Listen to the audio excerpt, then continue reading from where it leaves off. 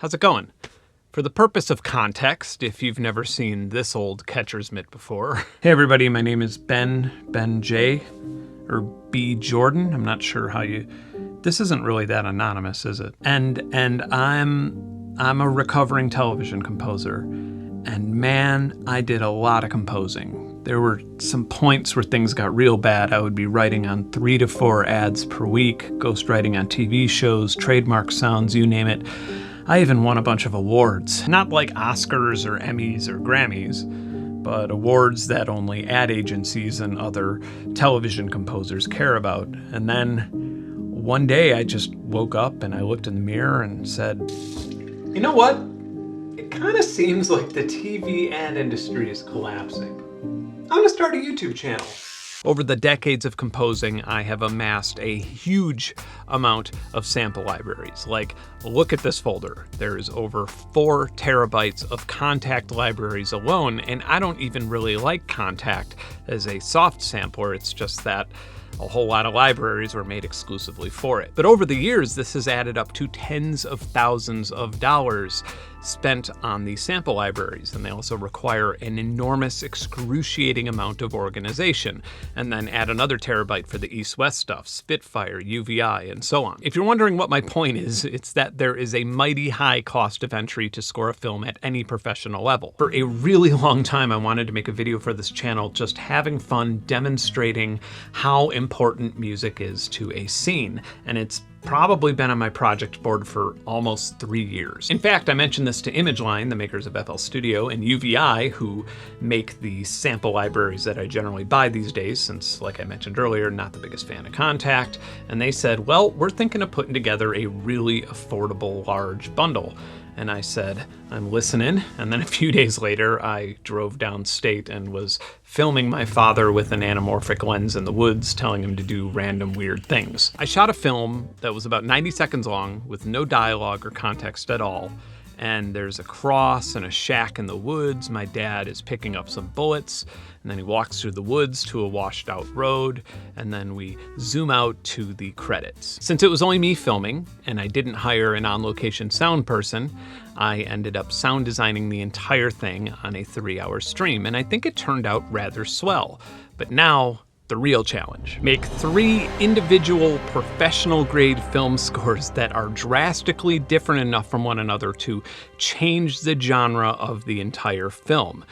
And do all of that without using more than $400 total in software. For myself, or for anybody who owns any version of FL Studio, the entire sound library budget in this case would be less than $200 total.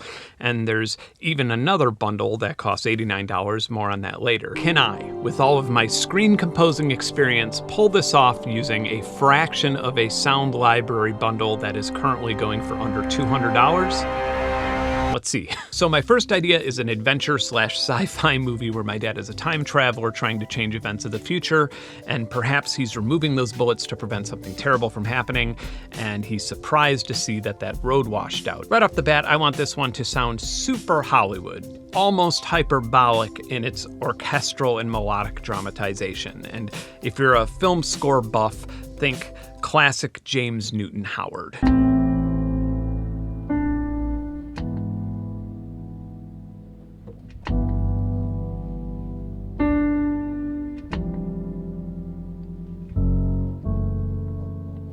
Too jazzy.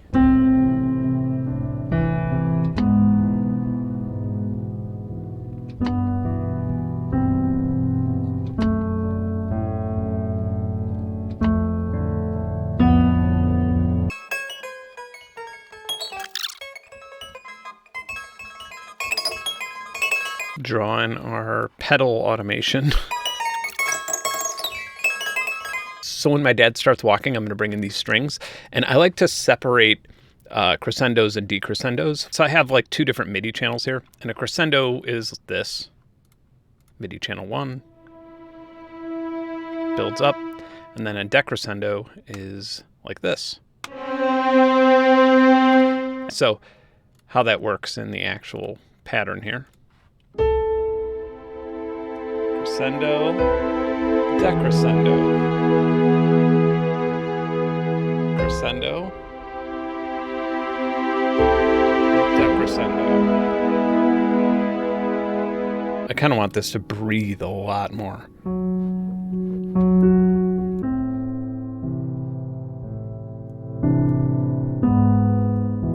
Since I'm writing all these by hand, I should probably randomize the velocity a bit. Time to start thinking about this area. I think maybe some brass or woodwinds might fit in there somewhere.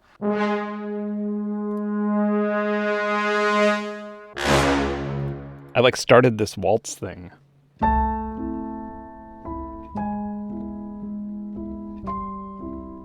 When it should just be breathing.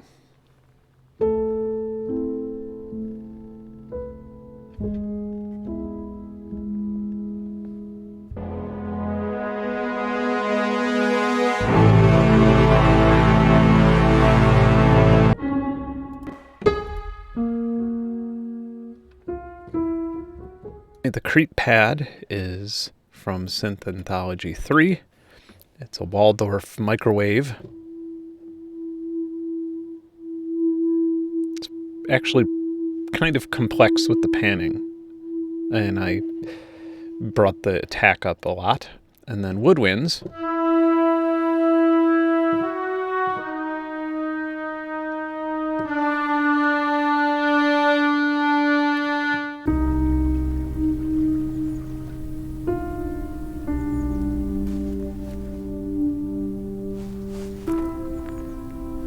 That's too loud.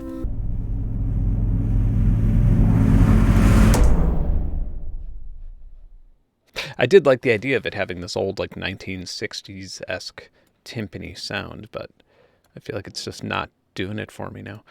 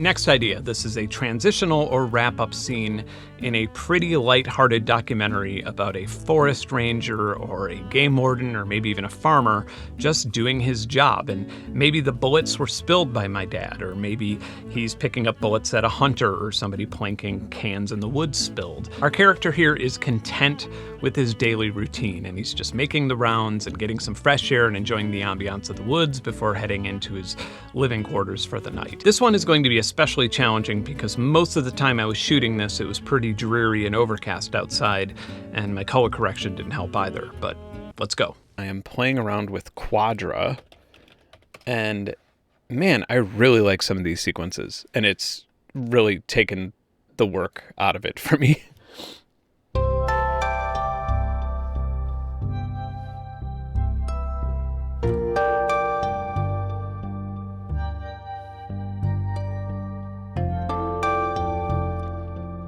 Yeah, that's really nice. So I wonder if this cello pizzicato could, I don't know, be something else. You could take the velocity down.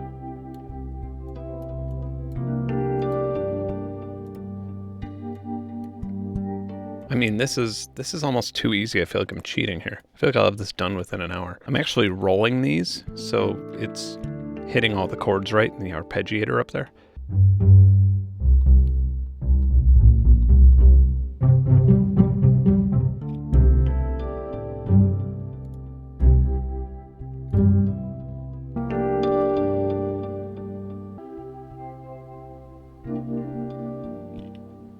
I'm going to liven up this sequence with a rhythmic, I guess, more playful piano.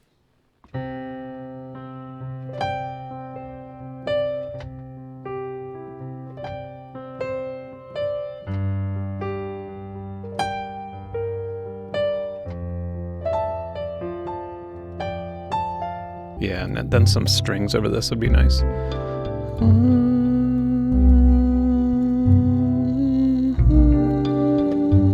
Yeah.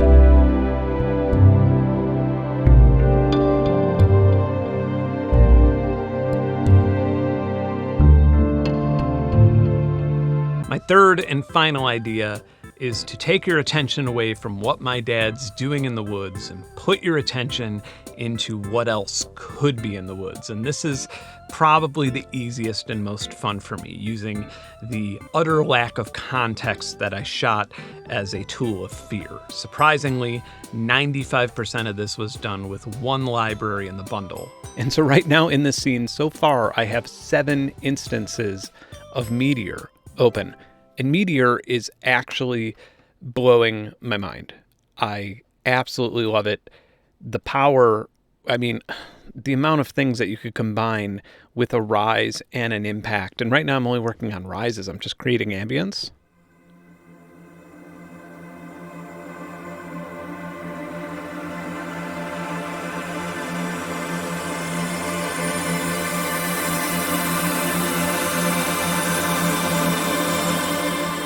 My God, the only time I'm deviating from Meteor is just one drum sound inside Drum Designer. Basically what I'm doing is just every single tick, it's going to get a little bit shorter, and then that's going to be the cutoff. And that's just going to obviously add some suspense. So I'm going to do this here. I'm going to put this in here, make it one tick shorter, and this is going to be a lot of work.